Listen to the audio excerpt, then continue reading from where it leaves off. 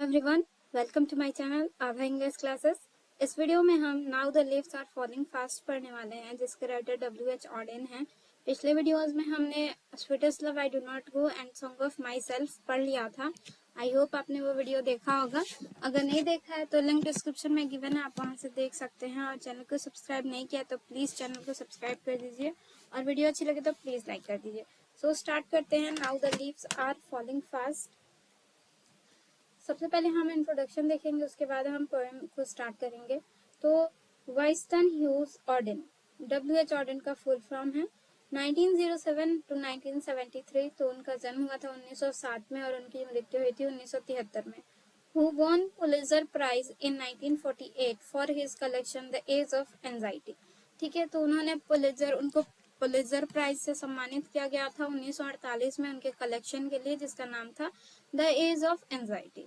Was a versatile and intellectual vigorous poet. वो बहुत ही versatile यानी मतलब उनमें बहुत सारी विभिन्न प्रकार की खूबियां वाली वो पोएम लिखते थे, और बहुत ही इंटेलेक्चुअल यानी कि बुद्धि वाली, और विगोरस मतलब गंभीर, जो अपने पोएम्स जो थे वो लिखते थे।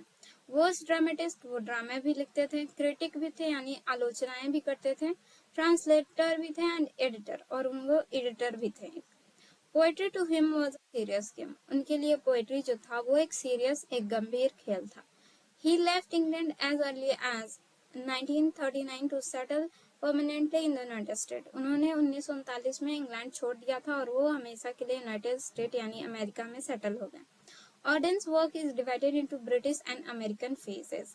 ठीक है, तो जो W.H. ऑडेन, उनके जितने भी उन्होंने रचनाएं की है वो दो भागों में बांटा गया है, एक ब्रिटिश फेज में और एक अमेरिकन फेज में। The notable works of English phase are the orators, the dance of death, look, stranger, Spain and another time. ये जो है ये इंग्लिश यानी ब्रिटिश फेज के जो भी इम्पोर्टेंट वर्क्स हैं। और हम अमेरिका वाला देख लेते हैं। The notable work of American phase include new year letter, for the time being, the age of anxiety. इसी के लिए उनको पुलित्जर प्राइज मिला, और ये अमेरिकन फेज की पोएट्री है। तो आप लोग इसको ध्यान रखना कि जो एज ऑफ एंजाइटी है वो अमेरिकन फेज की पोएट्री है। And the shield of Achilles. The present lyric, now the leaves are falling fast, enact the frustration inherent in human life, the aspiration that not fulfilled, and the sense of loneliness in which every individual lives and die। तो अभी जो हम पढ़ने वाले हैं now the leaves are falling fast, वो इंसान के जीवन में जो फ्रस्ट्रेशन है उसकी, वो उसको दिखाता है। ठीक है, उसकी जो चिंताएं हैं उसको दिखाता है। द एस्पिरेशन, और जो इच्छाएं जो पूरी नहीं हुई हैं, और जो अकेलेपन का जो भाव है उसको दिखाता है, जिसमें कि कोई व्यक्ति रहता है और उसी में मरता है। ठीक है, तो नेक्स्ट देख लेते हैं। स्टार्ट करते हैं पोएम को। Now the leaves are falling fast. Now the leaves are falling fast का मतलब होता है कि अब पत्ते जो हैं वो तेजी से झड़ रहे हैं। Now the leaves are falling fast, अब जो पत्ते हैं वो तेजी से झड़ रहे हैं, मतलब पतझड़ का मौसम आ गया है। Nurses flowers will not last, और जो नर्स फ्लावर है वो अब नहीं रहेंगे। ठीक है, तो यहाँ पे नर्सेस फ्लावर क्या होती है, तो जो एक पेड़ होता है उसके चारों तरफ जो छोटे छोटे पौधे जम जाते हैं उनको नर्सेस फ्लावर बोलते हैं, जो कि उस पेड़ के सहारे ही बढ़ते हैं। लेकिन वो क्या करते हैं, बड़े वाले पेड़ के आसपास की जो मिट्टी होती है उसको मजबूती से पकड़े होते हैं और उस पेड़ को भी हेल्प करते हैं, एक सपोर्ट देते हैं। ठीक है, nurse the graves are gone, और जो नर्स हैं वो अब क्या हो रहे हैं, ग्रेव्स यानी अपने कब्र की तरफ जा रहे हैं। And the prams go rolling on, और जो प्रैम्स हैं, और जो प्रैम्स का मतलब होता है जिसमें छोटे बच्चों को घुमाया जाता है, एक गाड़ी, उसी को प्रैम्स बोला जाता है, वो भी अब उसी तरफ से जा रहे हैं। ठीक है, तो ये जो पोएम है, इस लाइन से जो पोएट है वो बोलना चाहते हैं, समाज को रिलेट करते हैं, हमारे लाइफ को रिलेट करके ये पोएम को इसमें दिखाया गया है कि कैसे जो हमारी लाइफ में जो है वो मतलब अब जो हमारी लाइफ है वो धीरे धीरे कैसे घट रहा है।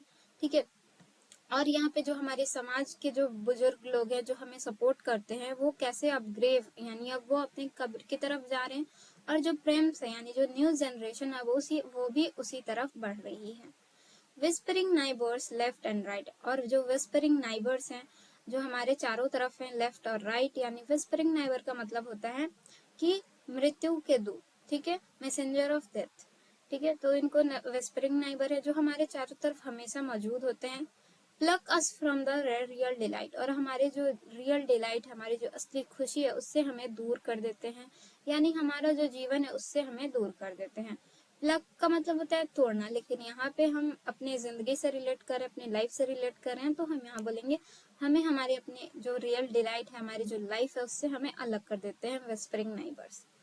And the active hands must freeze, और जो एक्टिव हैंड्स है मतलब जब आदमी जिंदा होता है तो उसके जो हाथ होते हैं वो एक्टिव होते हैं, वो उससे काम कर सकता है, लेकिन जब वो मर जाता है तो वो जो हैंड होते हैं वो फ्रीज हो जाते हैं। लोनली ऑन द सेपरेट नीज, ठीक है। और वो जो हाथ है, तो यहाँ पे बोला जा रहा है कि जब कोई व्यक्ति जब एक्टिव होता है तो वो दौड़ता भागता रहता है, और जब वो थक जाता है तो क्या करता है, झुक के अपने दोनों मतलब घुटनों पे अपने हाथों को रख लेता है। तो यहीं पे बोला जा रहा है कि लोनली ऑन द सेपरेट नीज, यानी जो अलग अलग घुटने हैं उस पे अपने हाथ रख लेता है, और वो अब थक चुका है अपनी जिंदगी से, अब उसके मरने का टाइम आ गया है, इसलिए उसके जो हाथ है वो फ्रीज हो चुके हैं। Dead in the 100 at the back, follow wooden in our track, ठीक है। मतलब जब कोई मर जाता है तो उसके पीछे सैकड़ों लोग होते हैं, उसको फॉलो करते हैं। Arms raise stiffly to reprove in false attitude of love, ठीक है। और और उसको फॉलो करते हैं, उस मरे हुए व्यक्ति को, जो कि वुडन में रखा हुआ था, जो कॉफिन जिसको बोलते हैं, मरने के बाद जिसमें कॉफिन में रख दिया जाता है उसकी मतलब लाश को, मरे हुए आदमी के शव को कॉफिन में रख दिया जाता है, और उसकी जो शव यात्रा होती है उसके पीछे सैकड़ों लोग रहते हैं। Arms raise stiffly to reprove in false attitude of love, और उसको अंतिम विदाई देने के लिए लोगों के हाथ उठते हैं इन फॉल्स एटीट्यूड ऑफ लव, यानी जो हाथ उठते हैं, जो लोगों के मन में जो उसके लिए दुख होता है वो भी क्या होता है, एक फॉल्स एटीट्यूड होता है, एक झूठ होता है। प्यार भी, जो प्यार दिखाते हैं लोग, जो फिक्र दिखाते हैं, वो भी एक तरह से झूठा होता है। नेक्स्ट देखते हैं, starving starving through the leafless would, और जो लीफलेस वुड यानी जो अब क्योंकि अब पत्ते बहुत तेजी से झड़ रहे हैं, तो जो पूरा जंगल है उसके पत्ते अब झड़ चुके हैं, इसलिए अब वहाँ भूखमरी आ गई है। स्टार्विंग का मतलब होता है भूखमरी, यानी बहुत ज्यादा वहाँ भूखमरी हो चुकी है, अब वहाँ कुछ भी खाने को नहीं बचा। और वुड का मतलब यहाँ पे हम जंगल बोलेंगे। Trolls run scolding for their fall, और जो ट्रोल्स है यानी जो एक मिथिकल क्रिएचर जो है, यहाँ पे एक राक्षस बोलेंगे। तो जो मतलब कि जो जंगल है जिसमें ट्रोल्स रहते थे, क्योंकि अब जंगल में अब पत्ते नहीं बचे हैं, इसलिए वो जंगल से अब बाहर आ रहे हैं अपने खाने के लिए। तो इसको हम अपने लाइफ से इस तरह से रिलेट कर सकते हैं कि जैसे जो बुराई थी वो हमेशा से ही मौजूद है, लेकिन वो बहुत सीमित, यानी मतलब थोड़ी जगह में मौजूद थी, लेकिन अब क्या हो रहा है, अब धीरे धीरे वो जो बुराई है वो सारे पूरे आसपास भी फैल रही है, ठीक है। इस डम, और जो नाइटिंगेल है वो डम है। जो लोग इसको रोक सकते हैं, इसके लिए इसके खिलाफ में बोल सकते हैं, वो भी अब डम हो चुके हैं, गूंगे हो चुके हैं, अब वो भी कुछ नहीं बोल रहे हैं। And the angel will not come, और जो एंजल है जो इससे हमें बचा सकता है वो भी अब नहीं आएगा।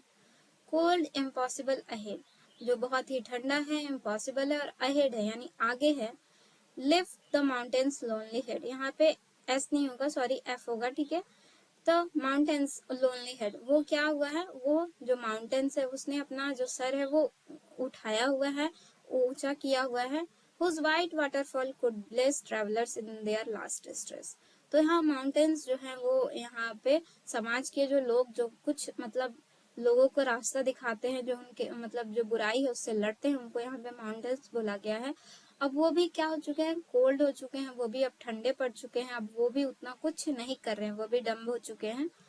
Whose their white waterfall could bless travelers in their last distress, और वो माउंटेन्स जिसमें से जो झरने हैं वो ब्लेस करती है ट्रेवलर्स को, यानी यात्रियों को, उनके अंतिम दुख में, अंतिम जो डिस्ट्रेस, उनके अंतिम समस्या में उनको ब्लेस करती है, उनको आशीर्वाद देती है। वो भी अब क्या हो चुकी है, वो भी कोल्ड हो चुकी है, इम्पॉसिबल हो चुकी है, ठीक है। तो आई होप आपको ये पोएम अच्छे से समझ में आ गया होगा। अगर अच्छी लगी हो वीडियो तो प्लीज कमेंट करके बताएं, और चैनल को सब्सक्राइब जरूर करें। Thank you for watching.